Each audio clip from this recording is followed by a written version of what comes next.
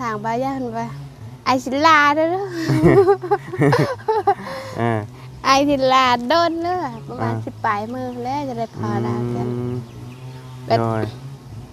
ทางเฮาก็เคยแบบผูกพันเป็นไอเป็นน้องหรือคิดฮอดกันอยู่เดินมันเหมือนว่าทางบ่ยาวกับประตูนี่เพิ่นสิมาซุมื้อเนาะเลยมันก็เลยอันน่ะมีความแบบว่าอยากผูกพันแน่เห็นกันซุมื้อเลยแบบว่าเฮ็ดให้สร้างความคุ้นเคยเนาะ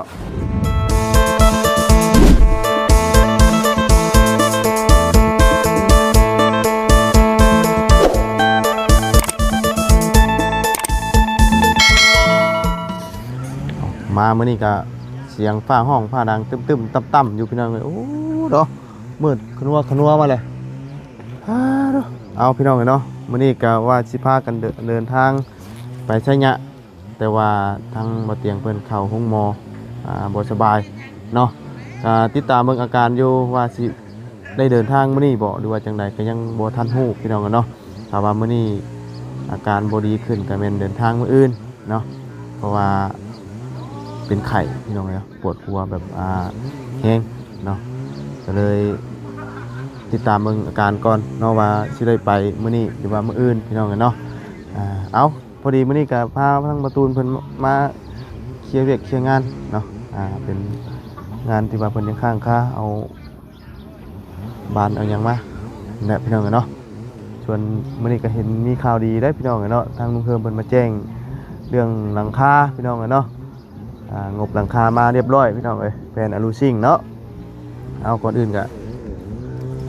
กราบสบายดีและสวัสดีเพื่อนพี่น้องกันเบิดสุขูสุคนพี่น้องเนาะพบพ่อกันตอนฝนจิตกป่านนี้ห้องตึงๆตั้งๆอยู่พี่น้องเนาะ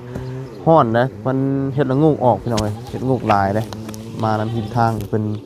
ขายป้าตุ๊เฮ็ดงูกลายขนาดพี่น้องเนาะแต่ว่าแพง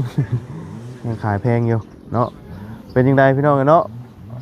สร้างผลประมาเฮ็ดตี้มื้อนี้เนาะถือว่าขึ้นโค้งแล้วนี่เนาะมื้อนั้นขึ้นไปตกเคลื่อนหากันยังหาก็ใครแน่พี่น้องเนาะมันมื่นมื้อน่ะใครแน่หรอกมื้อนี้มันมีบันไดอันนั้นน่ะเราเฮ็ดให้แต่มื้อนั้นพุ่นน่ะเนาะไปจ้ะพี่น้องมื้อวานนี่เป็นจังไดคือว่าทั้งบ่ตูนบ่ยาวเพิ่นลาว่าสิไปไสยะสิคือว่าให้พี่น้องเป็นจังไดค่อยบ่หรือว่าจังไดพี่น้องเนาะเพราะว่าทั้งบ่ตูนบ่ยาวเพิ่นสิมาดำเนินการเรียกงานเด้เนาะใจความรู้สึกมันก็คือสิเงางอยๆนั่นแหละพี่น้องเนาะเพราะว่าแต่ละมื้อทั้งมายาวมาตูนเนาะประจำการอยู่นี่เด้เนาะมันใจวิวได้พี่น้องเนาะจากที่ว่าเห็นทุกมื้อพอลงจากรถก็นี่หัวหาพี่น้องเนาะไปซะไปทำข้าวก่อนพี่น้องเลยตัวโครงหางเนาะสร้างเพิ่นยุดได้มื้อนี้ผมใช้ยุดวันศิลป์ได้นี่พี่น้องเลยเนาะยุดหาขาเลขพร้อมแล้วมื้อนี้เราเลขออกแล้วพี่น้องเนาะสร้างก็สร้างขาเลขปาดนี่พี่น้องเนาะเอาคือว่าอุปกรณ์นี้ทยอยเข้ามาแล้วเนาะเอานี่เป็นยังคันได้ปูถ้าว่าหลังคามาก่อนนี่คือสิมุงหลังคาแล้วก่อนพี่น้องฝ่าฝนจังบ่ตกใส่ปานใดเอาเป็นจังไดเนาะสบายดีเป็นใดน้องพรเนาะเป็นใดเมื่อวานนี่ฮะคือว่าให้เป็นยังน่ะให้ตอนใดฮะตอนใดจักแล้วเห็นว่าให้ว่ะใน2 ดุงเดือนหั่นเมียนอีดีบ่เด้อเป็นใดถามกูรู้สึกแน่ถามความรู้สึกฮะแบบถากอ้ายพลาจักเพิ่นสิไปใส่บ่ฮู้แต่เพิ่นเอิ้นว่าตอนแรกก็เอิ้นกึมาพี่กันกึทางนอกก็ไปวันนี้ไปทางบ้านย่าหันว่าไอศิลาเด้อ ไอศิลาโดนเด้อประมาณ10 ปลายมือแล้วจะได้พอดาวกันแบบทางเฮาก็เคยแบบผูกพันเป็นไอเป็นน้องหรือคิดฮอดกันอยู่เดินมันเหมือนว่าทางบ่ยาวกับประตูนี่เพิ่นสิมาซุมื้อเนาะเลยมันก็เลยอันน่ะมีความแบบว่าอยากผูกพันแน่เห็นกันซุมื้อเลยแบบว่าเฮ็ดให้สร้างความคุ้นเคยเนาะ ก็เฮ็ดให้คิดฮอดคิดถึงเนาะเพิ่นว่าหลายมื้อสิมาติ โดยทางอ้ายมาสิไปมื้อ โดยเฮ็ดตัวใดมันต่ำใจขึ้นมาบัดนี้ คิดว่าจักตัวได้ตามใจแล้ว ฮะ คิดว่าโอ้ยสิบ่ได้เห็นทางหน้าอายแล้วเพิ่นไปแล้วไปใส่แล้วเพิ่นบ่มาหา โดย คิดจังซี่เรา เนาะนี่แหละ คือแบบทางอายเพิ่นจะไปป่าอะไรคิด ยัน จังซี่ ยันคิดหลายอย่างคือว่ายันเพิ่นไปปะยันเฮือนบ่แล้ว ก็คิดหลายอย่างอยู่ ยันว่าไปหึงนานมาสิเนาะเนาะก็คิดอันน่ะเนาะคิดถึงในพี่น้องกันเนาะมื้อนี้สร้างเพิ่นบ่ได้มาติ โดยมันสิ้น มันสินในเพิ่นหยุด โดย อ๋อเนาะเพิ่นเฮ็ดแล้วได้จักมื้อแล้วนี่นะ ตอนนี้เมื่อวานนี้ วานนี้บ่ โดย ตั้งแต่นั่นน่ะเฮ็ดแต่โครงอย่างเดียวแล้วเนาะ โดย โดยมาตั้งแต่มื้ออันตกเขื่อนพุ่นน่ะเนาะ สาวหรือเปล่า ฮะ สาวหรือเปล่า ยังช้ำอยู่ ยังเจ็บอยู่เดี๋ยวนี้นะเนาะนอนอันน่ะทับแขนกันยังเจ็บอยู่ มันมื่นมื้อน่ะพี่น้องไอ้ฝนตกมื้อนี้ก็สร้างเพิ่นบ่มาแล้วก็มีแต่มื้ออื่นเนาะ โดย อันนี้มีหยังแน่แล้วจ้ะอันปกไว้นี่นะ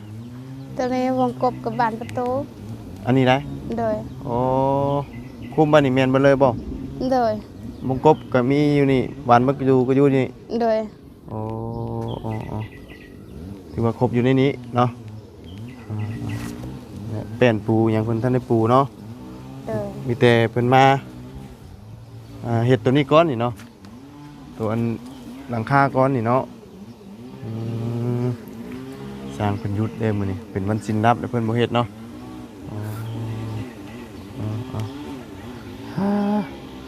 บ่ได้ไปหาเฮ็ดหาหอนบ่ นี่ไปให้ ฮะ ไปให้ มื้อนี้ได้ เลย ไปให้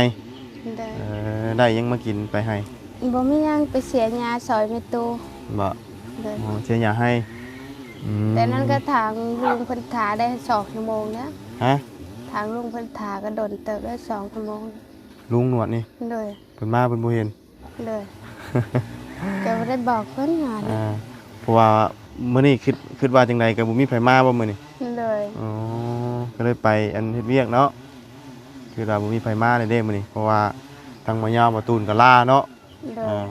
ลาสิออกเดินทางไปชัยยะว่ะมื้อนี้ก็พอดีนี่แหละพาเพิ่นมาก่อนแต่ก็ยังบ่แน่ใจมื้อนี้ว่าสิได้เดินทางหรือบ่เนาะพอดีทางบ่เตียงเพิ่นบ่สบายเพิ่นเป็นไข้อาจจะเป็นมื้ออื่นหรือว่าตอนแรกก็ยังบ่ทันแน่ใจอยู่ยังเดี๋ยวออกไปพุ่นแหละจังโทรถามข่าวกันเนาะเพราะว่ามาพี่มันบ่มีสัญญาณโทรถามข่าวกันมันก็บ่ได้พี่น้องเอ้ยเนาะเอานี่แหละพี่น้องเอ้ยถือว่างบนี่เพิ่นมาแจ้งข่าวดียังแน่แล้วนี่ ทางลุงเฮิมเพิ่นมาแจ้งข่าวดีว่าได้แล้วหลังคา หลังคาได้แล้ว เลย อ๋อแต่พวกนี้ได้จ้ะพวกอันไม้ชราอย่างได้มีมาหรือบ่ ยัง ยังอยู่ เลย โอ้เอาหลังคามาก่อนก็ถือว่าโอเคแล้วมันฝนตกใจมันจังบ่เปียกเนาะ เลยคือว่าบุญเลยเห็นนั้น ตกใจจังบ่เปียกพี่น้องไงเนาะฮ้อนเอาขนาดเวลาฝนสิตกเนาะทางนั้นเราเฮ็ดยังกันนั่นน่ะ เฮ็ดผักเบก คันมักเบง เลย เราก็ยิบคันมักเบงเป็นเนาะไปยิบเป็นบ่ จนแต่เราเป็นนะว่าเฮ็ดทางแม่น เจ้า บ่เป็น บ่เป็น เลย ทั้งเทิงนั่นคุ้มยังจะไว้ในเสาน่ะ สายไฟฟ้า ฮะ สายไฟฟ้า เสาไฟฟ้ามีไฟนี่บ่ เลย อ๋อยังมันเปียก เลย ต่อมาแต่เฮือนมันมีตู้นี่บ่ เลย พอไฟทันได้ลงเนาะจักมือใดแล้วยังเฮิงเติบได้ไฟเพื่อจะได้ลงเป็นเดือนพุ่นน่ะเพื่อจะได้หมออันเติมมันลงเนาะใส่ฉันไปพาขึ้นอีกมื้อนี้สิบ่ตกดอกเนาะ ยังรอก่อนพี่น้อง อย่าได้กับตกมื้อนี้สิบ่มาเลยนะบัดนี้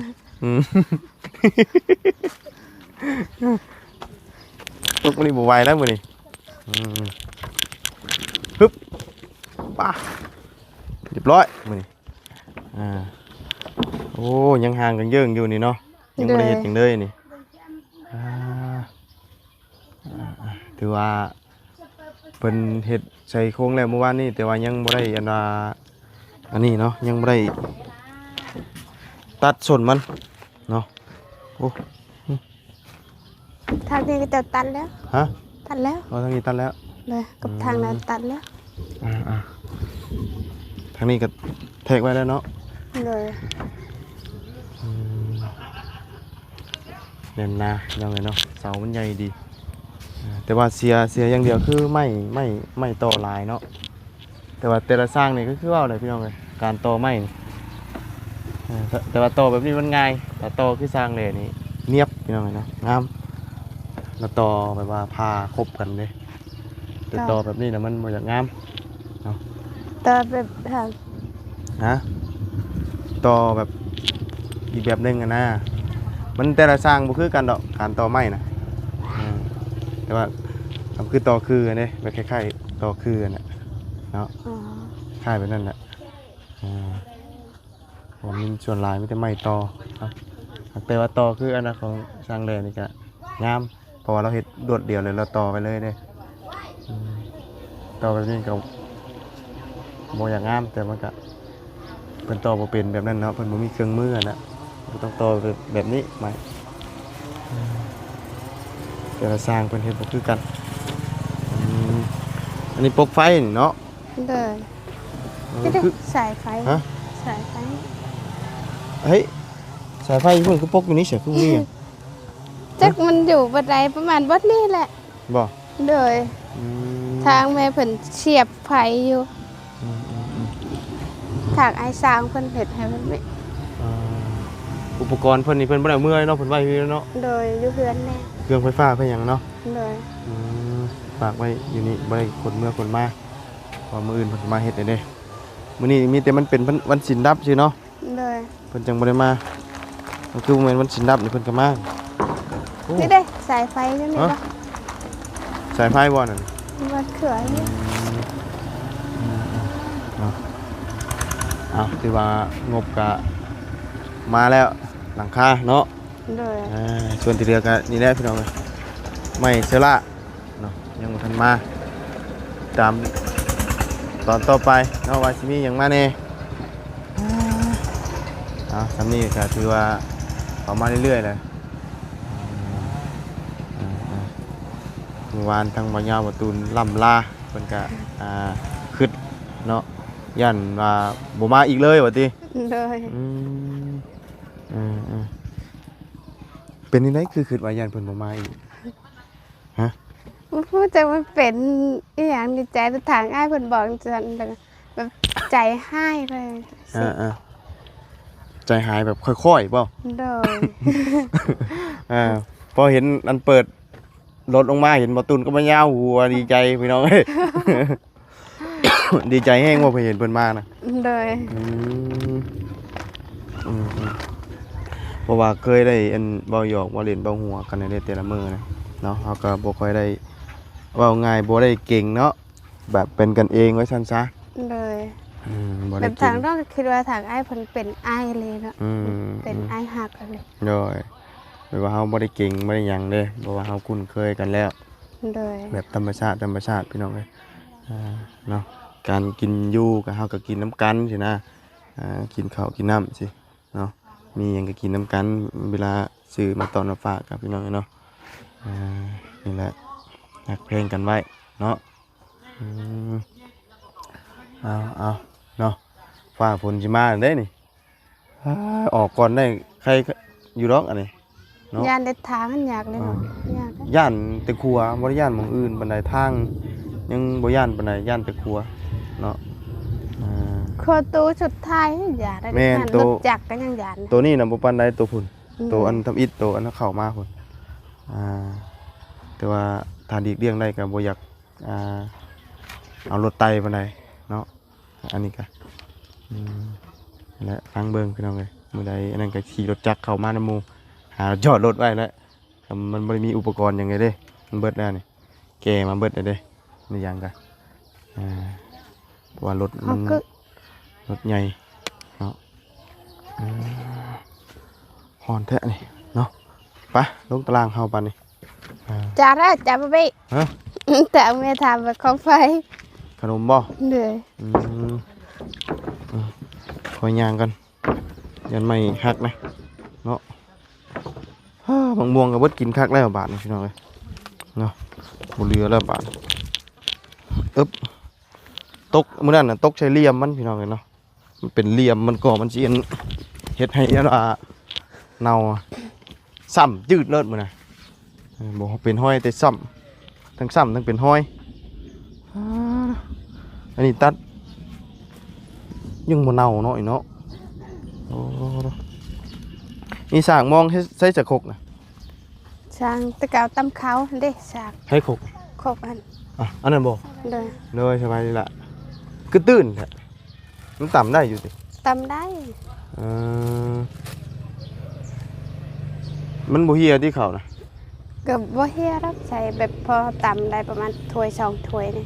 มันเป็นข้าวสารนะถ้วย2ถ้วยน้อยเป็นข้าวเปลือกให้เต็มนี่เนาะช่วงนี้บ่ได้ค่อยได้ต่ำบ่โดยแบบทยามเกี่ยวข้าวมีข้าวต่ำถือว่าบ่ได้ต่ำเดี๋ยวเนาะเลย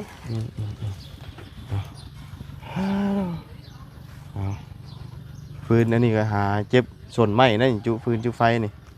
เนาะช่วงนี้ก็เอาส่วนไม้นะหนึ่งข้าวหนึ่งน้ำเรียบร้อยแล้วบ่มื้อนี้ยังอยู่หน่อยเลยเนาะพอดีฝนตกมาทำหดเข่าเนี่ยโอ้พี่น้องเลยมาจ้ะเนาะมีแต่จิหาแนวแข็งๆนะให้เจ้าเขี้ยวเด้อคือว่ามักเขี้ยวแนวแข็งเลือดอะไรนักแคม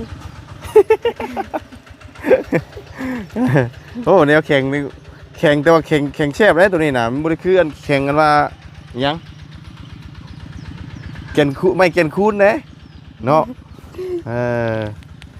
ยังเขี้ยวอยู่ว่ามื้อนี้กะเขี้ยวเยอะเมื่อเช้านี้บ่ย่านบ่อันเขี้ยวแดงฮะแบบบ่ได้ย่านถ้าเขี้ยวแดงอันว่าคือเขี้ยวผู้เฒ่าผู้บ่าวเห็นผู้บ่าวสิมักอยู่บ่มักแล้วก็แล้วอีกตามใจเนาะยันวะเนาะยิงเขียวมาเขียวแดงชี้อยู่ไอ้กูผู้เฒ่าตามใจบ่เลยแบบผู้ใดหับได้ก็ห้ามบ่หับบ่ได้แล้วก็แล้วเนาะบ่ได้ก็อยู่กับพ่อแม่แบบใจเฮาสมัครนั่นน่ะยอยมีบ่คนหับได้ชั่วโมงนี้ฮะมียังอันแต่เดินถึงมีในบ้านนี่ก็มีบ่ว่าผู้เพมาเล่นมาหัวนำนี่บ่มีบ่ซุมื้อนี้คือสิบ่มีดอกอันนั้นไปหานั่งเล่นผู้สาวเนาะยันมีแต่คุยโทรศัพท์เอาเล่นเนาะเลยมันยุคสมัยใหม่เด้สมัยแบบว่าไปหาลมแสงลมสาวแบบว่านั่งอยู่ในเฮือนบ่มีได้เดี๋ยวเนาะสมัยอันบาบุญนี่ห่วยไปหาเย่อันหูศาสตร์ช่วยผู้สาวผู้ใดตำศาสตร์เอ้ยทันไหนไพ่ตะเกียงก็ยังทันเนาะบ้านตะกี้บ่มีไฟฟ้าเลยทันเบิดเนาะคือนี่นะเนาะตอนบ่มีไฟฟ้านี่ก็มืดเบิดเนาะเลยไปใส่มาใส่กันยากกันอย่างบ้านบ่มีไฟฟ้ามืดเด้อันนั้นคุ้มไว้เนาะบ่ย่านมันเปียกพวกอันนั้นนะถ้าว่ามันเปียกนี่ก็คือมันสิยึงนั่นนะพี่น้องเอ้ยไปฉันมาพี่มาเอาอันของแข็งมาเคี่ยวเนาะของแข็งนะตัวนี้นะจุไฟจีเด้อนี่ต่ำกินข้าวแรงเนาะอยากกินอุ้ยเด้อฮะบอกน้องฮะชุมไฟแน่เอาชุมไฟเลยชุมไฟจีนังกินนังข้าวเบิดยังเนาะแม่นบ่กินหอยข้าวยังกินนังข้าวเบิดเนาะเพิ่นว่าเนาะใส่แป๊บนึงพี่น้องขึ้นก่อน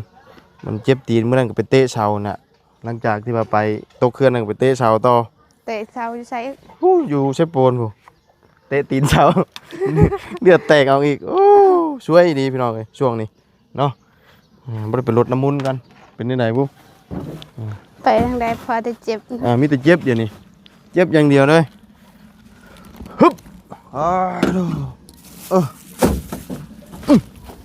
นี่ละพอได้ ขอบใจหลายๆเด้อ หนังเข้มนี่แล้วมันจึงได้กินโดนแน่เคี่ยวไปน้ำแล้วก็เพลินๆไปพร้อมนอนเคี่ยวก็ได้เนาะก็อันนั้นก็เอาข้าวยัดลงกินนางนี่ข้าวเบิดได้ โดย เพราะว่าเอาเคี่ยวมันนานเบิดเด้กินหอยข้าวย่างเพิ่นว่ากินจิ้มกินแต่หัวมันเนาะจิ้มมันนะอยู่ได้เบิดอันยันย่างนั่นเนาะเอาพี่น้องเนาะมีแต่ให้ทั้งประตูนเพิ่นเอาของน้ำก้อนบัดนี้เนาะแล้วชุมไฟจีนังเข้มกินข้าวแรงเนาะ โดย มื้อนี้ก็สิเดินทางออกเลยแหละพี่น้องเอ้ยโอ้ตัวยุ่นเนาะเพราะว่าสิออกไปแล้วสิโทรถามครูฮะ ไอ้เคยขี่บ่ ขี่ยุ่นนี่บ่ โดย ตั้งแต่เกิดมายังบ่เคยขี่เดียว เคยขี่บ่ บ่เคย ก็อยากขี่เลยจะครั้งหนึงเนาะ โดย แต่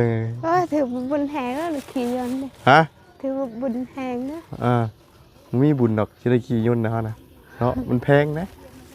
กับบ่ได้ไปใช้นะจักขี่ไปใช้ ก็ว่าขี่ก็ขี่ได้อยู่ดอกแต่มันจักขี่ไปใช้กับสิขี่ไปเมกาก็คือสิไปบ่ได้อะนะ ต้องมีเงินหลายเนาะไปซะละนำลาแล้วเนาะโดยสบายดีเนาะจังใดก็ติดตามกันพี่น้องกันเนาะเฮือนซานบ้านช่องเพิ่นยังหลายอยู่เนาะนะครับหลายอย่างอยู่ครับพี่น้องเอ้ยเนาะฝนตกมากขี่โมเป็นกลุ่มๆพี่น้องเอ้ยเนาะไปซะเนาะถือว่างบประมาณหลังคามาเรียบร้อยทางเฮือนน้องพรนอนเปียกต่อไปนี่จะไม่นอนเปียกอีกแล้วเนาะไปสำหรับคลิปนี้ลำลาเด้อพบเจอกันใหม่พี่น้องเนาะวันอื่นขอบคุณพ่อแม่พี่น้องที่เด้อที่เข้ามาติดตามนะครับชมเนาะเอาสำหรับวันนี้ไปก่อนพี่น้องสบายดีและสวัสดีพี่น้องกันเบิดสุขุทุกคนฝ่าฝนชิมาเลยเอาขอให้แล้วก่อนเด้อพี่น้องเนาะจังตกให้มิด